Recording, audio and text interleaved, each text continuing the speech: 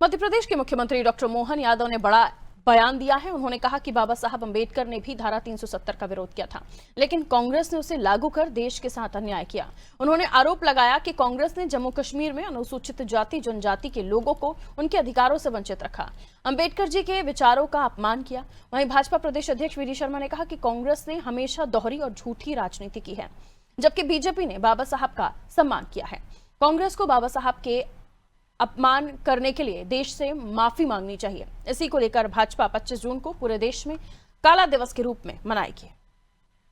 Doctor Ambedkar ji ने धारा 370 का विरोध किया था, लेकिन उसके बाद भी संविधान की एक अनुच्छेद बना करके कांग्रेस ने दबाव से डलवाया था। अंबेडकर जी की आत्मा उस दिन भी रोई थी जब पूरे जम्मू कश्मीर के अनुसूचित जाति जनजाति के लोगों को इस धारा 370 के माध्यम से उनके अधिकारों से वंचित किया गया था।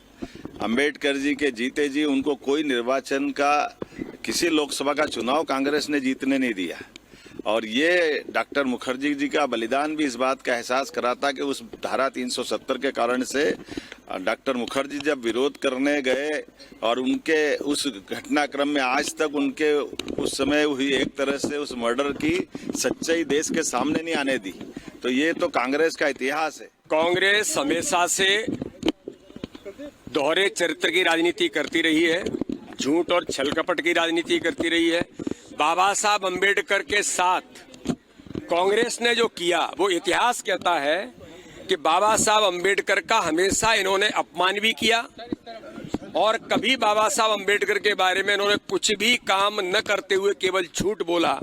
लेकिन आज देश के अंदर माननीय प्रधानमंत्री नरेंद्र मोदी जी के नेतृत्व में भारतीय जनता पार्टी की सरकारों ने बाबा साहब अंबेडकर के सम्मान के साथ हर क्षेत्र में काम करने का प्रयास अगर किसी ने किया है तो भारतीय जनता पार्टी ने किया है। इसलिए लोकतंत्र की हत्या करने का काम कांग्रेस ने किया था। भारतीय जनता पार्टी पूरे देश के अंदर काले दिवस के साथ लोकतंत्र की हत्या जो की, उस दिवस पर हम पूरे देश के अंदर कार्यक्रम कर रहे हैं। डॉक्टर